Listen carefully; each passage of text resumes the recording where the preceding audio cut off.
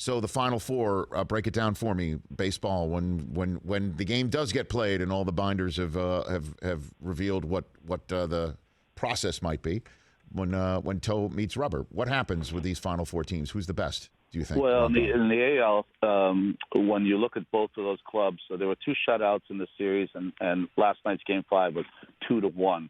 You will see none of that between the Houston and the Red Sox.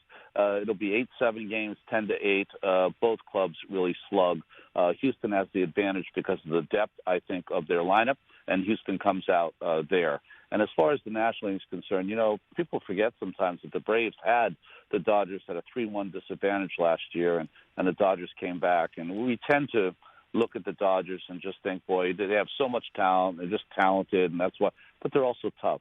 It takes a toughness to be able to come back from that, and they showed it last night, their toughness. So I think you got a Houston Dodger World Series, which is from 2017, and it's going to be a rematch from 2017. So it's going to be very, very interesting. Yes, without the Theraguns. So, Dodger fans would be particularly keen on getting that matchup. And with Dusty Baker now being the manager of that team would just add another layer, obviously, of emotion, to all of that. What did you think of the 30 for 30 on your Mets team that was out? What did you think of that one? Yeah, I thought it was fantastic. The people that put that together are just amazingly talented folks, and I think what I loved took from it because I lived it, and I've seen or read or heard just about everything you can read or hear about the 86 team. But for me to see from ground level over the dugout, Mookie Wilson running the first base on the ground ball that went through Buckner's legs, and then him coming in the dugout and walking into the clubhouse, I didn't have tears, but I was very emotional when I saw that because I'd never seen that before.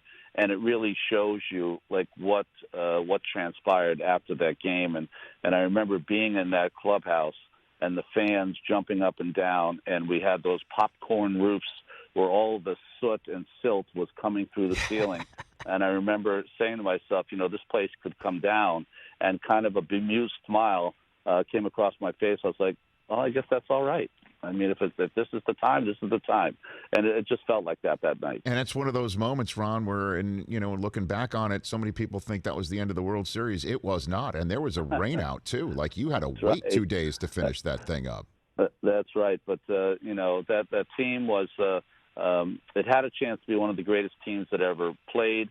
Instead, we were a team that had one of the greatest years. That's how I always depict that great 86 team. Hey, you watched all the way to the end. Thanks for that. Watch more right here.